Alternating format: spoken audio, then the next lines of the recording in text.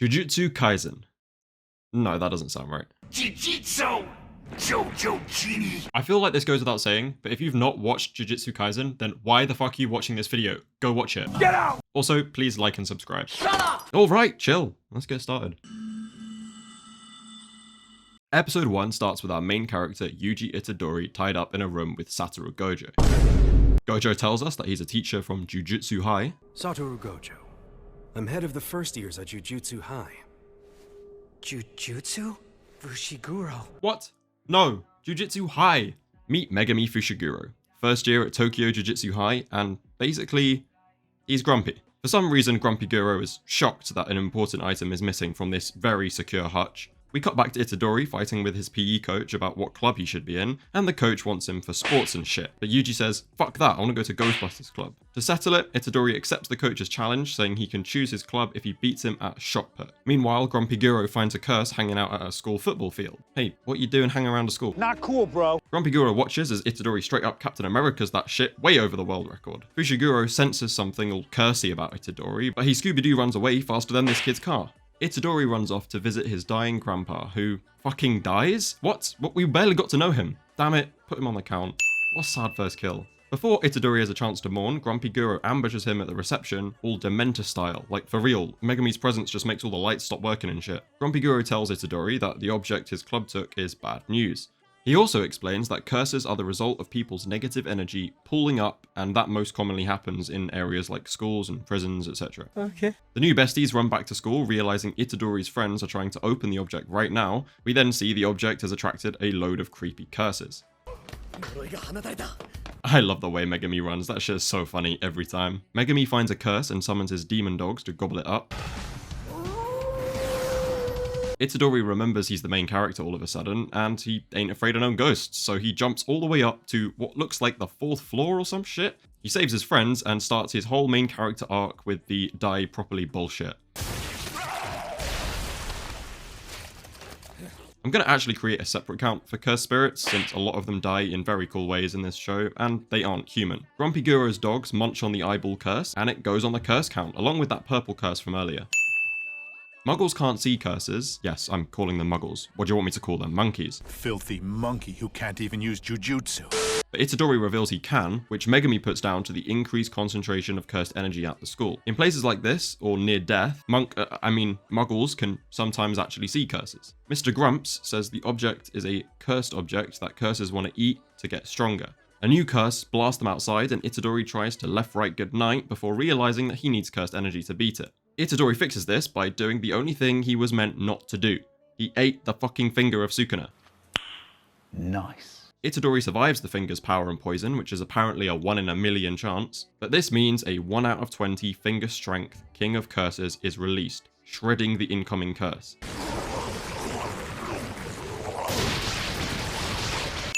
Yeah, they're basically Horcruxes. In fact, this whole show is Harry Potter, but Loki better.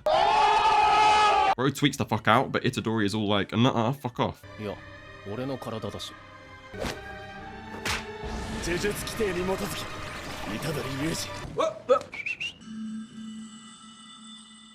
Episode 2 picks up exactly where it left off, with Itadori regaining control of his body. Gojo appears and then instantly solidifies himself as the best character. But you got kind of roughed up, kid. I'll show the second years. Say cheese.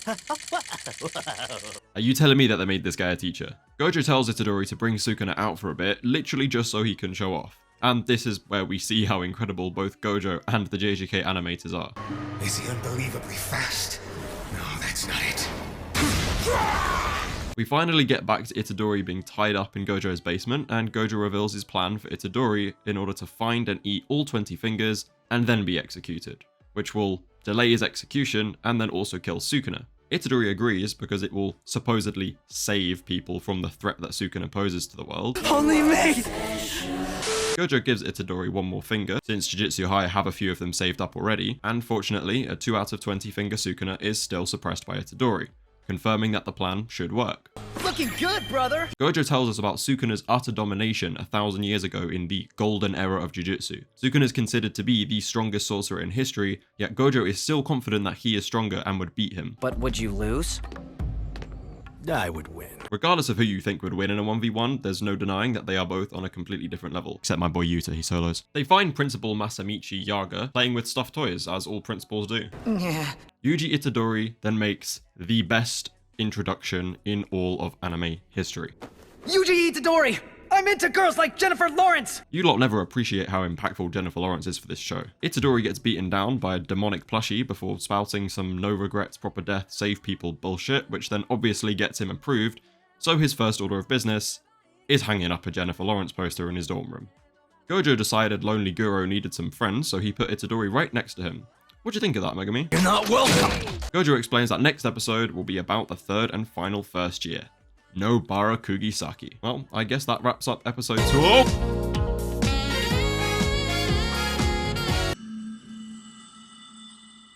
Gojo takes his kids on a little field trip to go pick up first year number 3, Nobara Kugisaki. JJK does not miss when it comes to making lovable characters. Similar to Attack on Titan, it only takes one good scene and I love them instantly. Nobara Kugisaki. You should be honored, boys. I'm your group's girl. Gojo treats his kids with a surprise trip to Tokyo. Tokyo! Tokyo! Tokyo! Specifically, Roppongi. Roppongi? Really, Gojo? All that money and you take him to this dump? Gojo has interests besides sightseeing, however. His goal is to judge if Nobara is crazy enough to become a Jujutsu sorcerer. He sends Nobara and Itadori in to deal with some low-level curses and gives Itadori a curse tool to help, since he can't use Jujutsu yet. Nobara doesn't approve of Itadori's seriousness, so naturally she kicks him down the stairs and says he get no bitches. Bitch. A curse attacks Itadori, but he is just faster, so he uses Slaughter Demon, who the fuck comes up with these names, to exorcise it. Kugisaki walks into a creepy mannequin room and does that thing all kids do where you pretend you can see the ghost in the corner of your room. Hey, what up, Curse? She promptly nails the mannequin curse.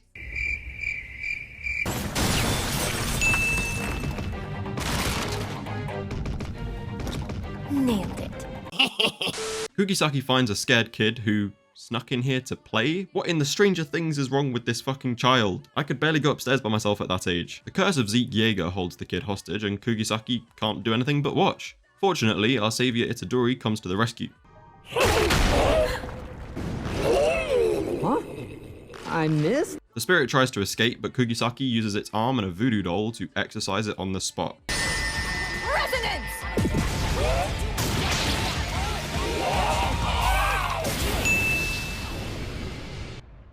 Oh, good.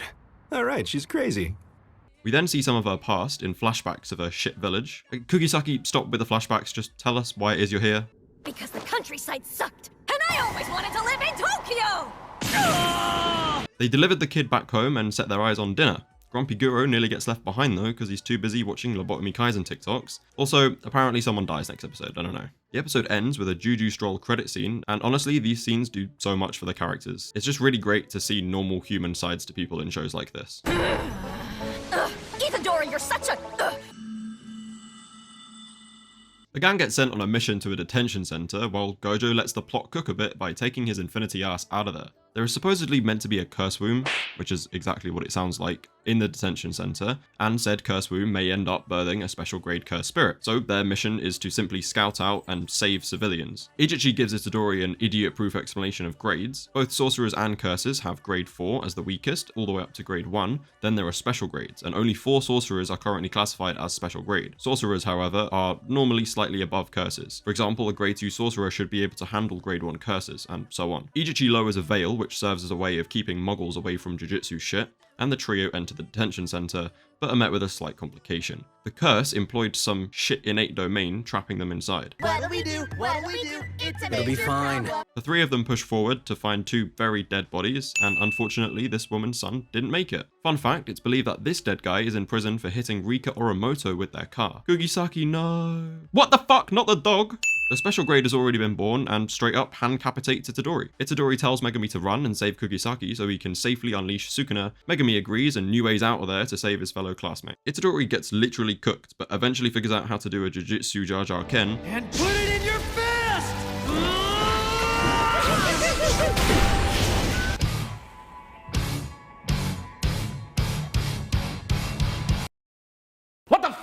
Fushiguro's frogs save Kugisaki and they both get the fuck out of there, but not before Kugisaki kills at least 6 curses by herself, and also Megami's snake Shikigami kills this curse as well, or at least I'm going to assume it does. Itadori gets the all clear howl and unleashes Sukuna. Sukuna effortlessly heals Itadori's fingers and hand before beating the crap out of this supposed special grade. After totally dissecting Mr. Special Grade, Sukuna decides to teach a Jujutsu lesson.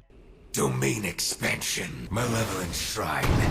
Sukuna takes his finger out of the curse spirit, which is actually what gave it so much power, and wow, that animation's amazing. Alright, time to come back, Itadori. Itadori?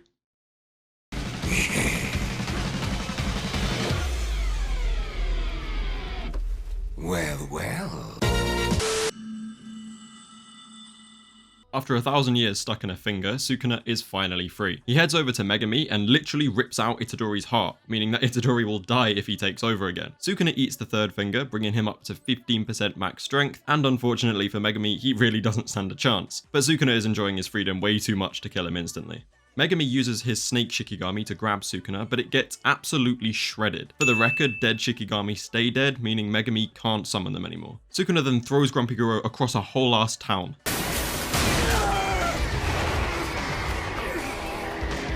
Flashback, curse sister, flashback, save people. Are you done yet? Sacred treasure. Swing and ring. Megami gathers his cursed energy and starts a little chant before remembering it's only episode 5 and neither of them can die yet. You know, for plot reasons. Call me out all you want, I think Megami genuinely could have killed 3-Finger Sukuna right here. Megami's words of wisdom basically encourages Itadori to fucking kill himself. So much for plot, our protagonist is fucking dead. Also, how the fuck is this man talking for so long when he literally hasn't got a heart? Introducing this show's bad guy group, whose sole purpose is to drive protagonist character development and awesomeness. Hanami serves as sorcerer fodder, Jogo serves as stronger sorcerer fodder, Dagon serves as non-sorcerer fodder, and finally Mahito... Wait, is Mahito actually an impactful character? Then there's Pseudo Gato, who isn't a curse but definitely has a major asphyxiation kink. We cut back to Gojo threatening to kill the higher-ups for sending Itadori on a suicide mission, and then the reverse curse nurse, Shoko, interrupts to torture poor Ijichi. Chips. Is that so? Crying Saki finally gets introduced to the 2nd years, well, most of them. There's curse tool wielder Maki, curse speech user Inamaki, Salmon-Row. and Panda. Because I'm a panda! Idiot 3rd years got suspended. So the 1st years have been invited to the Kyoto Sister School exchange event, where they basically just fight the other school. The bad guys from earlier take a coffee break from bad guy stuff and be sure to reveal their evil plan. Wait, that Yuji Itadori, he's dead. Wow, Jogo really thought our protagonist died in episode 5. Punk ass. Itadori's consciousness is stuck in Sukuna's mind palace, who isn't really a fan of being poked around in. Don't poke around inside me. Itadori attacks the King of Curses, but he simply responds by sitting on him? Okay. Sukuna reveals he has a little crush on Grumpy Guro, so he wants to make a deal with Itadori and revive both of them. And after some arguing, they do come to an agreement that if Sukuna beats Itadori, he will revive them both with a binding vow where Sukuna gets control for 1 minute whenever he chants extension. He also can't harm anyone else in that minute, but if Itadori beats Sukuna, then he will revive them without any conditions. Oh, it's about time we had another cool fight. Yeah, I'll kick your ass for... Really? We cut back to Gojo still sulking around the morgue, and Gojo explains that his goal is actually to revamp Jujutsu society by influencing the younger generation as opposed to just forcing change with violence. In fact, Gojo has so much faith in his students that he thinks some of them will even surpass him one day. Especially Hikari the 3rd year and the 2nd year Okotsu. A very naked Itadori wakes up and instantly cures Gojo's depression. Gojo decides it's best to keep Itadori's survival a secret for now to, you know, prevent any more murder attempts. Tea time continues as disaster-cursed Jogo mocks Gato's plan to trap Gojo in the prison realm. Gato then generally estimates Jogo's strength to be around 8 or 9 Sukuna fingers. This excites Jogo so much that he burns the whole fucking place down and then swears to kill Gojo, despite Gato's warning. Gojo starts secretly teaching Itadori about cursed energy and cursed techniques, which Yuji grasps very well. I see. No, I don't. To teach Itadori how to channel cursed energy, he simply locks him in a room with a cursed puppet. If Itadori fails to keep channeling cursed energy into the puppet, it wakes up and... Gojo leaves Yuji for a meeting with Principal Yaga, but on the way there he senses a disturbance in the force. Gojo gets out of the car, and a very excited Jogo leaps from the fucking moon? What? Cool, we finally get to see Gojo fight. Volcano Head spawns a giant volcano tit, which he is sure destroys Gojo, but of course our boy is completely unharmed. In fact, it seems no matter what Volcano Head throws at him, he just shrugs it off like it's nothing. Don't be mistaken, Volcano Head is a hella strong curse, but that's just how insanely broken Gojo is. Gojo explains that the attacks aren't even hitting him because of his infinity. This is an application of his limitless curse technique, which stops any attack from ever reaching him. Yeah, it's fucking broken. So broken that he started to annoy the very man that fucking created the character because he kept getting in the way of the plot. Gojo's done playing defense now though, and chucks a big ass red bomb at Jogo, who to be fair does tank it like a pro. Also, that's one hell of a finger, Gojo, damn. Volcano Man is fuming about being humiliated like this, so he prepares to reveal his trump card. Gojo decides that this would make a good learning experience, so he casually teleports back to Itadori. And fuck you, Gojo, you're interrupting Lord of the Rings, and it was nearly over too, you can't be doing people like that. He teleported right back with Itadori, just so he can flex a little bit. Volcano Man unleashes his domain expansion, but becomes distracted by Gojo's beautiful ass eyes. Gojo reveals his own domain, Infinite Void, which literally just turns your brain to mush. For plot reasons, Gojo doesn't kill Jogo, but lets him off with a stern decapitating in order to question him later. Unfortunately, Jogo has friends who distract the pair long enough to grab Jogo's head and run away. Itadori also continues to be hilarious. I'm sorry about that. So now cursed spirits of that level are joining forces? But then you're the one It's who getting brought them, interesting. right? Stitchface, Hanami, and Jogo's head chill in their Narnia-ass closet beach, and they discuss plans for a Halloween party in Shibuya, and then play some football. Thanks. Shoot! Fuck, how can a curse's life look better than mine? This episode mainly follows the Jujutsu High students as they prepare to compete against the Kyoto school. That's right, baby, it's Todo time, and he wants to ask you a question. What kind of woman's your type? New best character in the show. Oh, and there's also Maki's evil twin. Yay. The two Kyoto students came across as straight bullies, especially Todo when he just starts beating the crap out of Megami for caring about personality. Nobara wants to help her friend, but Mai pulls a fucking gun on her. What? What kind of shit techniques do you have, meaning you've got to bring a fucking gun? Megami gets absolutely slammed by Todo, so he whips out a sacred treasure.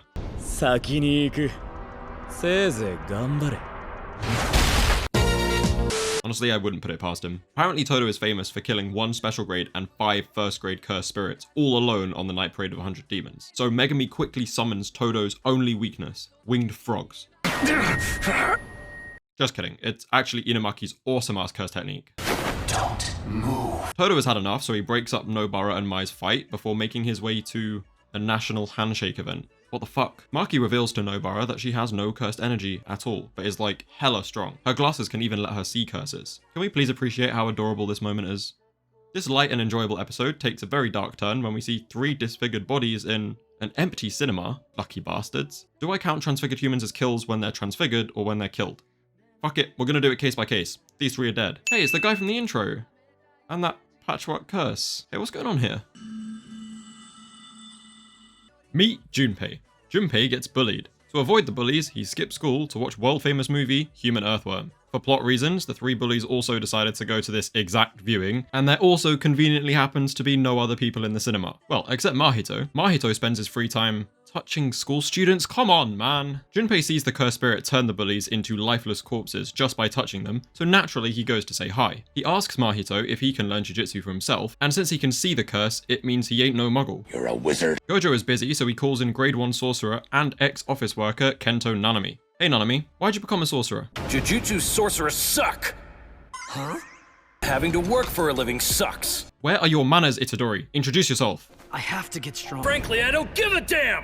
The pair go off curse hunting, allowing Nanami to show what it really means to be an adult. Nanami starts doing cliche anime things by explaining how his 7-to-3 technique works. Should you really be revealing something like that to the enemy? Explaining your technique is actually one of the greatest parts of Jujutsu Kaisen. Normally it can be annoying and pointless, but here it serves a genuine purpose. Take Nanami's 7-to-3 technique for example. By explaining that it creates a weak point at 7-to-3, the technique will do more damage. This is because revealing it increases the risk of it being countered, so you get compensated with higher output. It can also be useful if you leave out key details, like Todo will do later. Nanami gets his kill, and Itadori uses the double impact divergent fist to injure the other. These, however, were no curses, but transfigured humans. Shoko explains that they died the moment they got transfigured, but I say, fuck that. They will die when I decide they do, and they did when Nanami cut them to pieces. Nanami sends Itadori to determine if Junpei is the one responsible, due to them seeing him on the cinema's CCTV footage. The grade 1 sorcerer then reveals that he will hunt down the real culprit himself. Don't leave just yet, Nanami. Gojo's got a message for you.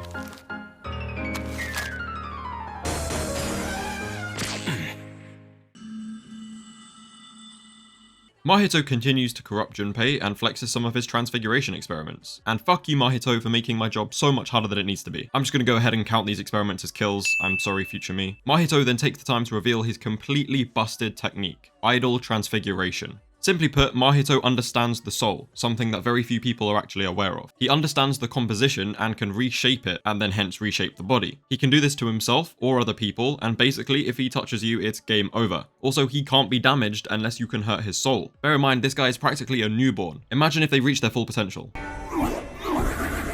God, that's disturbing. Quick, cut to something funny. Itadori begins his plan to question Junpei. Meanwhile, Nanami tracks Mahito into the sewers, killing 2 transfigured humans off screen. Nanami is an incredibly strong grade 1 sorcerer, but a special grade disaster curse should be way beyond his pay grade. Also, where the fuck is Gojo during this? Hey, check me out! I'm Nobara Kukisaki! I kid you not, that happened in the same episode. Considering Nanami literally can't hurt Mahito, he needs to make him fully burn out of cursed energy, something that is much easier said than done. But even though he isn't doing any damage, you can't deny Nanami is just cool as fuck. While Nanami fights for his life, Itadori is busy pantsing teachers, but to be fair, the teacher ignored Junpei being bullied many times, so he definitely deserves it. Please, help me. I had to really practice a lot, so they wouldn't die right away when I changed their size. Damn it, now you're saying they're not dead? Mahito touches Nanami, which should just one-shot him, but Nanami subconsciously protects his soul, which is so sad. His cursed energy's increasing? Thanks to you, I'm going to have to go into overtime. How do I have a new favorite character already?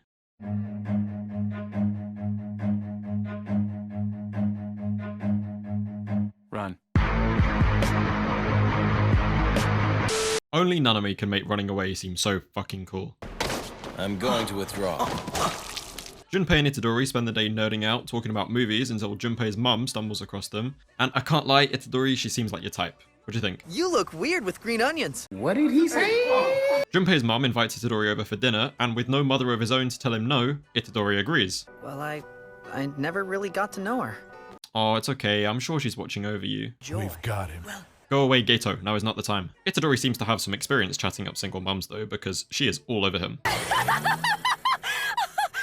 no way. Or maybe she's just batshit crazy, I don't know. Wow, what a wholesome moment. I really enjoyed that. Hopefully Itadori can actually save Junpei from Mahito's corruption. I'm starting to really like that character. Oh, never mind, Mum's dead. But hey, we found a finger. Nanami decided Mahito is too dangerous to be left alive, so he called back Itadori to end this. Yep, Mahito and Geto planted the finger to better manipulate Junpei, whose first course of action is paralyzing his whole skull. They're not dead. Oh. Why not? Jujutsu High really need to hire Mahito, as Junpei learnt more than any of Gojo's students have in mere days.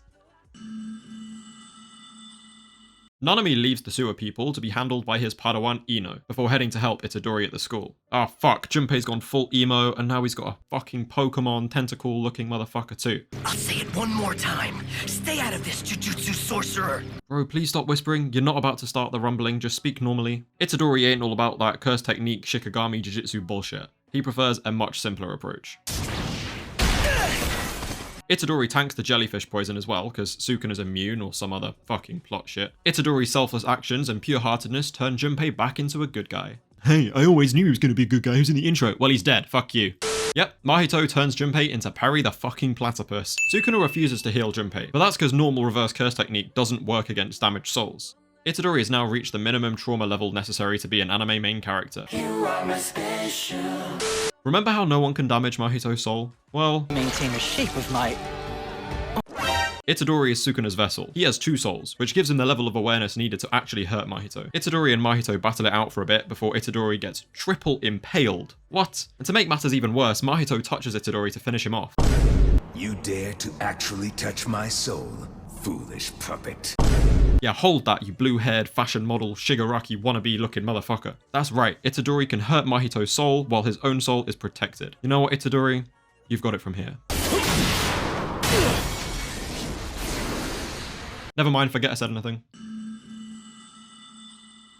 Mahito becomes a sea urchin and then avoids the sorcerer's attack by turning into a oh, what the fuck, no, kill it. Itadori is the real threat to Mahito, so he distracts Itadori by taking advantage of the fact that he won't kill transfigured humans. That means the curse can get Nanami on the ropes, but he gets a big shock when Itadori comes crashing down. That's right, Itadori killed the 3 humans, and now he is really pissed off. Mahito gets the absolute crap beaten out of him, but just as he thinks it's over... Shigaraki would fucking love this place. Nanami is now trapped in the domain with absolutely no counter. We see flashbacks of why he returned to sorcery in the first place, and honestly, it's some really good character work. No matter how many times he claims otherwise, we know that Nanami does in fact give a damn. Ah shit, it's too soon. Quick, send a main character to provide plot armor.